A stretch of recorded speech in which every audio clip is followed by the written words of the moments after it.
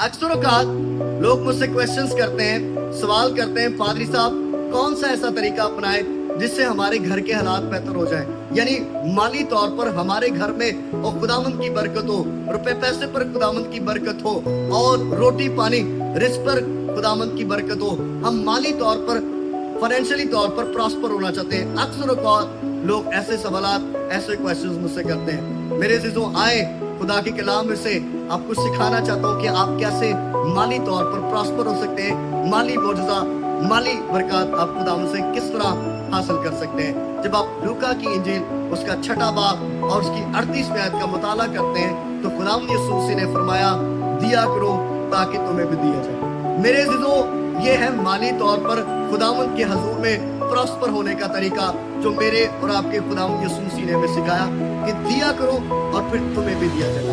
अब बहुत सारे लोग खुदावंद के हजूर में देते नहीं है, इस वजह से उनके ना रुपए पैसे पर खुदावंद की बरकत है, ना उनके रोटी पानी रिस्क पर खुदावंद की बरकत है। और अक्सर औकात लोग सोचते हैं, समझते हैं, और इस बात को अक्सर मैंने लोगों को ये कहते भी सुना कि जो देने की तालीम है, यानी खुदावंद के हजूर में हदिया और जो दया की देने की तालीम है, ये तो पुराने अहदनामे की है। नए अहदनामे में तो कहीं पर भी खुदावंद यीशु मसीह ने देने के ताल्लुक से नहीं फरमाया।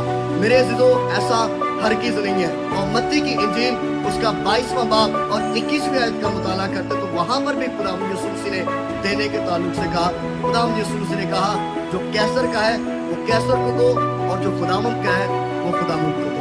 और इसी तरह जब आप अमाल की किताब उसका 20वां बाब और उसकी 35वीं आयत का मुताला करते हैं तो वहां पर भी लिखा है कि देना लेने से मुबारक है।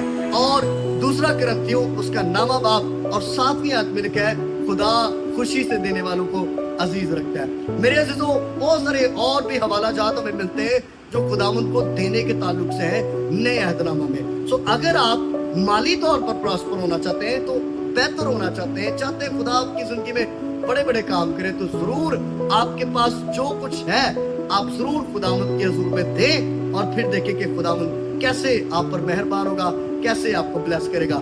जब आप लूका की इंजील उसका 12वां बाब अला करते हैं और 9वीं आयत में जिक्र मिलता है कि खुदावंद यीशु मसीह इबादत खाना में मौजूद थे और वहां पर एक शख्स था जिसका हाथ सूखा हुआ था।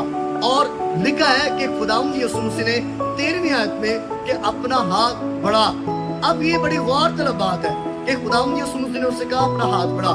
क्या खुदावंद यीशु मसीह ये नहीं जानते थे कि उसका हाथ सूखा हुआ है, वो तो मूवमेंट नहीं कर सकता, लेकिन फिर भी खुदावंद यीशु मसीह ने उससे कहा कि अपना सूखा हुआ हाथ बढ़ा दे।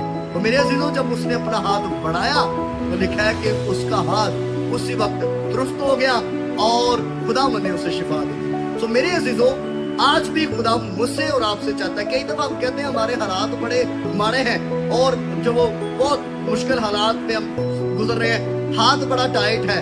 तो मेरे अजीजों, अगर आप मुश्किल हालात में आपका हाथ टाइट है तो आप उसी मुश्किल हालात में खुदावंद को देना शुरू कर दें। तो जब आप मुश्किल हालात में खुदावंद को देना शुरू कर देंगे तो फिर देखिएगा खुदावंद आपके हालात भी बदल देगा और खुदावंद आपकी जिंदगी में बड़े बड़े काम भी करेगा। सो आए, अगर आप बरकत लेना चाहते हैं, माली मुआवजा लेना चाहते हैं, खुदावंद के हुजूर में सरफराज होना चाहते हैं, तो आए खुदावंद को दें और से अपनी बरकत हासिल करें। खुदावंद आपको